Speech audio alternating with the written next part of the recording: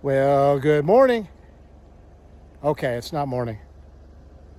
Actually, it's about 2:15 in the afternoon, and I'm going to do a little slack packing, do 10 miles this afternoon here in Pennsylvania. I'll tell you more about that in a little bit, but like always, there goes my ride right there.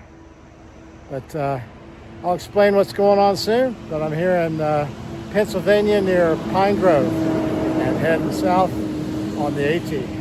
See you on up the trail. Hello again, everybody. So I'm just here north of Duncannon. Right now, I started at, I think it's Pennsylvania 645. And I'm hiking back to about where I-81 crosses the trail. So I think it's about 1195, mile 1195 back to 1185. About 10 miles.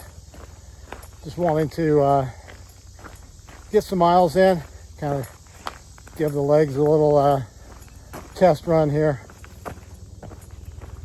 I've actually been off of the trail for a while. I had a family reunion back in Indiana that I needed to go back for. Also, Scottish Highland Games down in Grandfather Mountain, North Carolina. And unfortunately, well, I knew that was going to take me off the trail for about 3 weeks.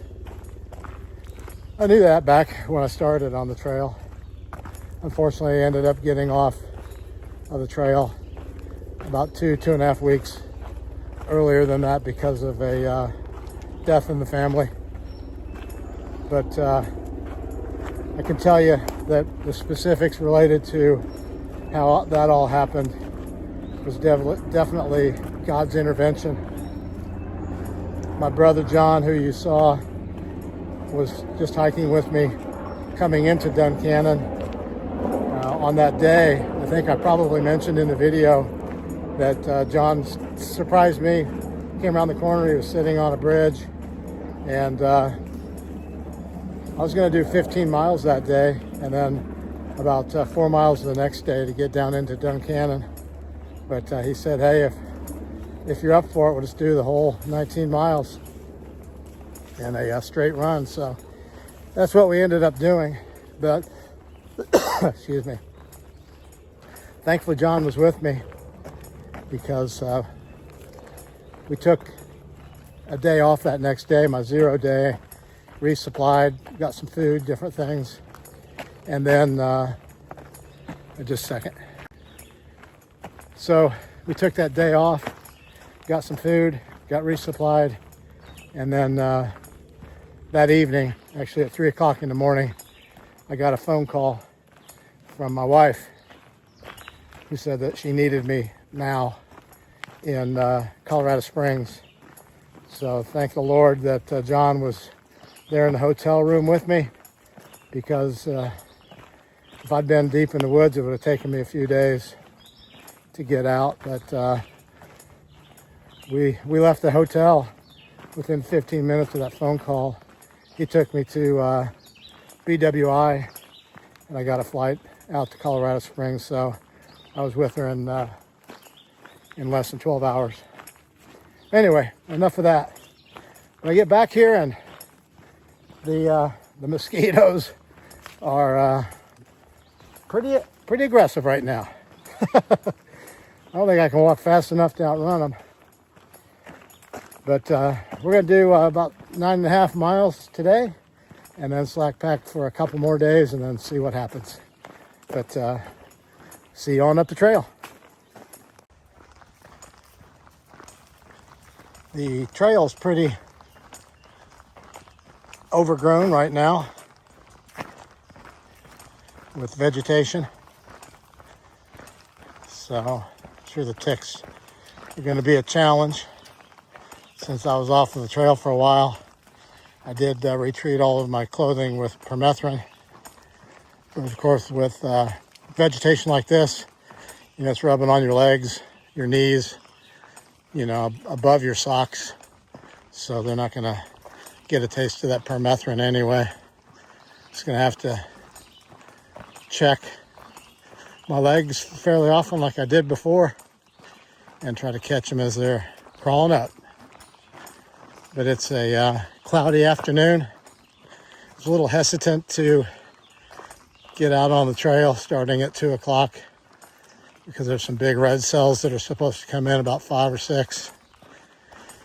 And since I'm doing 10 miles, it's probably going to take me about 5 hours. So I'll get done maybe around 7. So I got my raincoat and some things like that. Got what I need. Just keep rolling. Looks like the elevation's pretty gentle today on this 10 miles, 9.5. So good way to get started back up. Kind of a long ridge walk. And right now the trail's pretty smooth.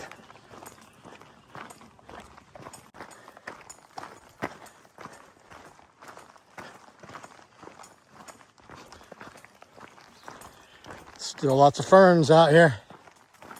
They're doing well. Traffic on the trail has increased a bit, it appears, in about maybe a mile and a half. I think I have come across maybe 7 northbounders. It makes sense. I mean, when you're going southbound, you're going to pass a lot of hikers that you may or may not see. I think I mentioned in an earlier video that, I mean, you could have somebody that's within 4 or 5 miles of you and never really interact with them, because if you're doing pretty much the same miles, same speed, then they kind of stay behind you. And back in, on the Blue Ridge Parkway, I hiked 19 miles southbound and saw like 25 hikers. And I thought, wow, the bubble caught me. But then when I went back to northbound, I really didn't see an abnormal amount of people compared to days prior to that. So you obviously just come across a lot more hikers when you are hiking southbound and they're all hiking northbound.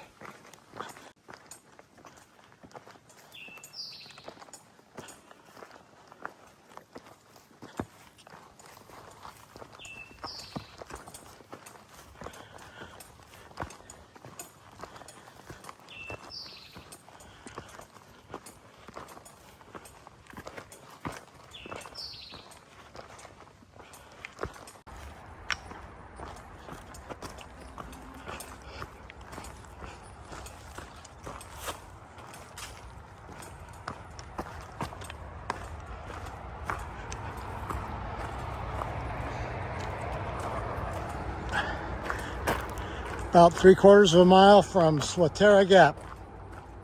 You can hear the highway down here. It's Highway 81 and the end of today's hike. So this will be a 9.5 mile hike, and it'll be a little over 4 hours. I'm slack packing though, and so for those of you that may not remember what slack packing is, it means that instead of carrying my full pack with all my food and my tent and everything that I need in it, which ranges between 30 and 35 pounds, I'm carrying my pack, but it only has snacks for the day, a raincoat, a trowel, toilet paper, water filter, water for the day, headlamp, raincoat. So just the things that I need for a day hike.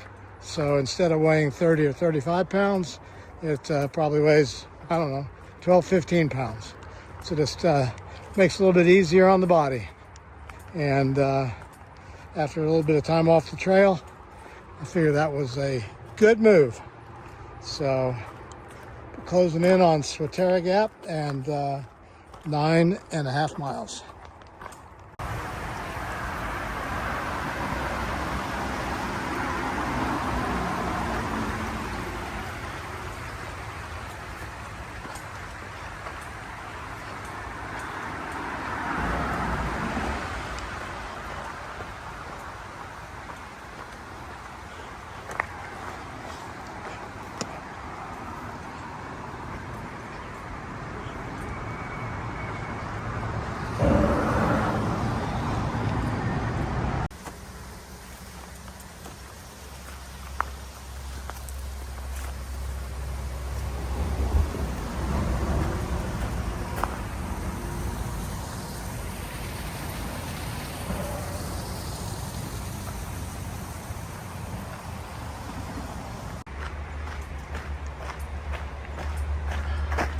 Check out this cool bridge.